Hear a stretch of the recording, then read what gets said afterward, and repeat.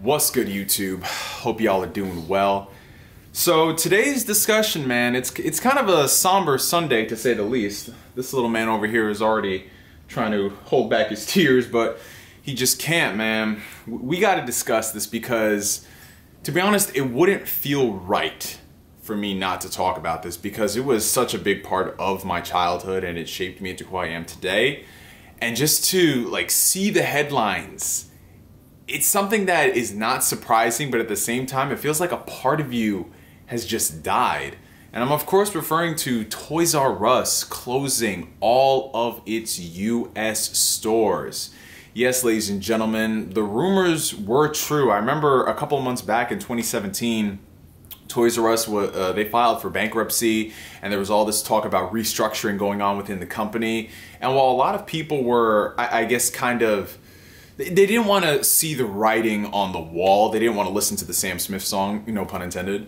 I kind of knew that something like this was going to happen because I had seen it happen to another one of my favorite companies that I frequented like on the daily, every single day in the 90s, early 2000s. And I'm of course talking about Blockbuster. You know, a lot of people want to hold on to the final bastions of our childhood, the places that we used to go to as a kid. And in some cases, we didn't even go there to buy things. We just went there to scout around for all the new toys. Like, there was such a crazy satisfaction that came from going into a Toys R Us or a KB Toys for some of the OG veterans in the room.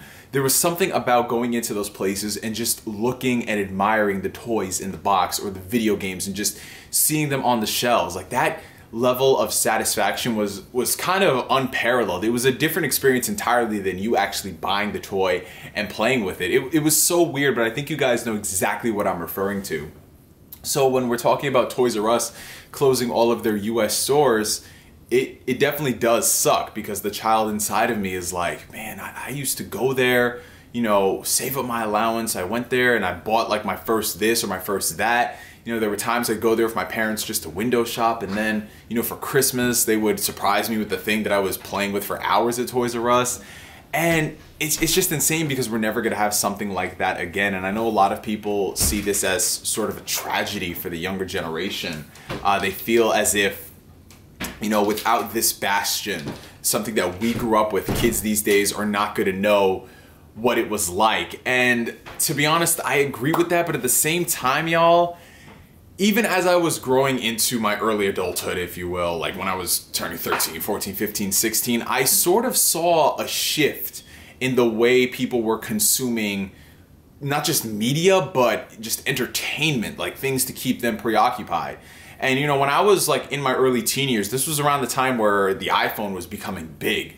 And back then, like, people viewed things like the iPhone and the BlackBerry as something for adults, something that only they would use. But part of me deep inside knew that if this thing catches on, this is going to become the mainstream. This is going to become the new way people do everything. And look what happened in just a few short years. You know, action figures were replaced by smartphones, applications that were doing the things that we used to play with growing up. You know, like those crazy games like Connect 4 and Hungry Hungry Hippo. They've been replaced with things like Candy Crush and Minecraft and all of these crazy things. And part of me, you know, I kind of feel jaded because as an adult, I wish we had the cool technology that we have now. I wish we had that when I was a kid.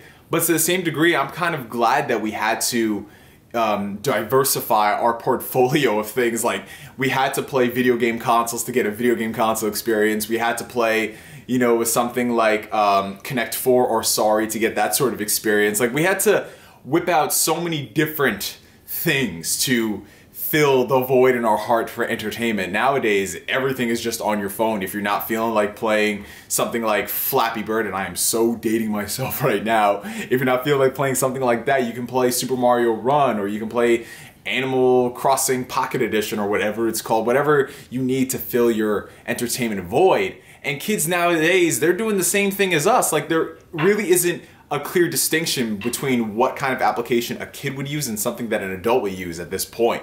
We're all basically doing the same thing. The only exception is their version is kidified, if you will. Like, they have their Leapfrog tablets that are essentially tablets that are on kid mode, but they have the same applications, and in some cases, they have a lot of cool applications, a lot of things to help kids' early childhood with learning disabilities.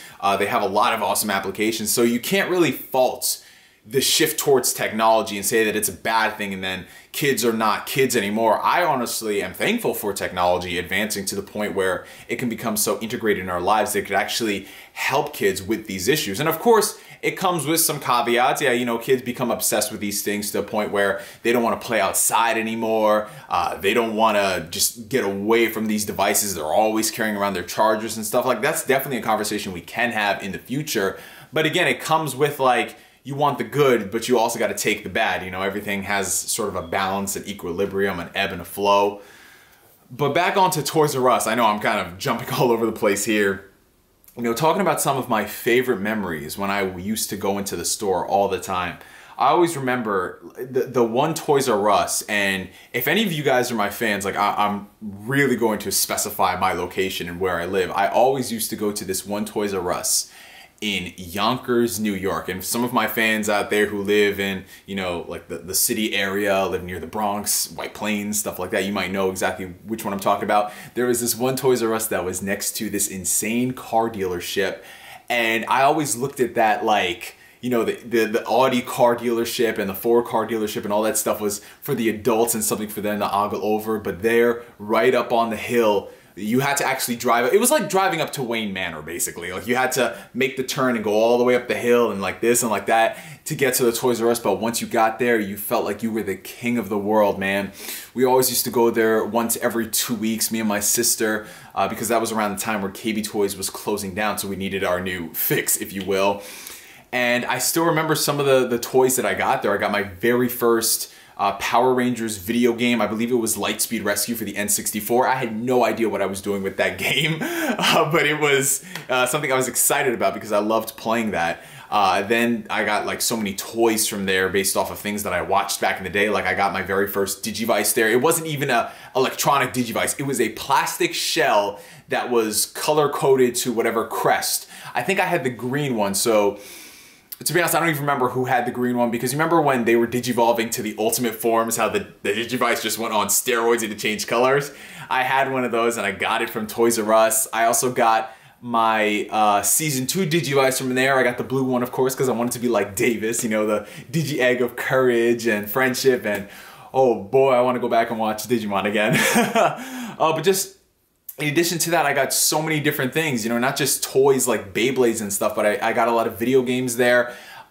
This right here, only the OG of OG people will know about this. This is where you know Nintendo just had so much damn money in the bank that they were just spending money on stupid shit. And not in a bad way. This is actually a good way. Do you guys remember the Game Boy video player? I believe it was for the Game Boy Advance and the Game Boy Advance SP. And they would have episodes of cartoons on there, like Nickelodeon shows, Cartoon Network shows, and they had some really popular anime on there, like Dragon Ball GT, they had Yu-Gi-Oh!, they had Pokemon, and I remember I had a couple of those guys.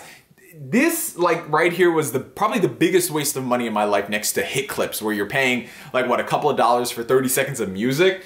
The Game Boy Advance video player, bro, you were paying, like, what, $20-something for 1 or 2 episodes in the lowest of low quality. I'm talking like maybe 86p if that's possible, and compressed sound at the wazoo, maybe 1 or 2 episodes per cartridge. But that was the way we used to watch things back in the day on the road, you know, because not everyone had a portable DVD player, and this is way before the days of like iPods becoming the norm. And then remember, you had to buy a different iPod for iPod music, and then iPod video and iPod shuffle. And you understand what I'm saying? It was such a different atmosphere back in the days. But I bought all those Game Boy Advance videos at freaking Toys R Us, and hey there, little man. This is way beyond your days. You good? Yeah, he's good. In addition to that, I think, correct me if I'm wrong, Olivia? The first video game that we ever pre-ordered, that was Kingdom Hearts 2 at Toys R Us, right? Yeah, so Kingdom Hearts 2, the very first game that we pre-ordered at this Toys R Us in Yonkers. And it was crazy, man, because we put the $5 down on it, and we were just waiting for the day we could pick this game up. And, you know, it's not really an experience that you can replicate nowadays, because all you really need to do is to go onto Best Buy or Amazon or GameStop, wherever you shop, just hit add to cart, pre-order it, and that's it. It shows up at your door the day of, in some cases a couple of days beforehand if you're really lucky. But it was just a different time, just saving your allowance week by week to get the games that you were looking forward to. And Best Buy's Game Zone back in the day used to be so freaking pimpin', man. Like you could tell that you were walking into, it's like watching Willy Wonka in the Chocolate Factory. Watching that and just like, I would play the music, but I can't, considering things. But yeah, you understand what I'm talking about. And as the years went on, you know, I sort of started to fall out of Toys R Us for obvious reasons. You know, as I got older and older and I had more disposable income, I was a bit more picky about what I spent my money on, and Toys R Us just didn't fill my satisfaction. I wasn't buying as many toys as I used to. I found better deals on video games at Amazon and the like. And I personally think that Toys R Us went out of business not because kids aren't interested in toys anymore, but I feel like they kind of failed to adapt to the growing trends. Like, you could see a lot of these companies like Toys R Us, Radio Shack, what have you, they try very hard in the end to modernize themselves and do the things like the other companies are doing, but it's kind of half-assed and it's kind of too late. You know, too little too late to do these sort of things. And, you know, it really does suck because I think that they had an opportunity to be the place to go for these sort of things. I definitely think if they delved into a lot more of the nerd culture and they stocked a lot of the things that people are doing nowadays, they could find a different audience entirely. But I think nowadays, most people, they have their other avenues to explore, and in some cases, you know, going to Toys R Us once a year for like a Star Wars toy sale is not really enough to keep people interested in it. So it is what it is at the end of the day. I will always have my memories with Toys R Us and KB Toys and Blockbuster. It's gonna be really interesting to see, like, once all the details come out, why Toys R Us went under for whatever reason. Like, a lot of people like to peg it on this or that. I'm really gonna be interested to see. Like I said, I have my suspicions. It's because a lot of people aren't really interested, but we'll see at the end of the day. For me, for now, my name is NGS signing out. Post down below your favorite Toys R Us moments, experiences, everything like that. Let me know. I kind of screwed up my intro. I shouldn't have started so much of it before and then did this little tangent. For me, for now, my name is NGS signing out, and like always, I will catch you guys later. Peace.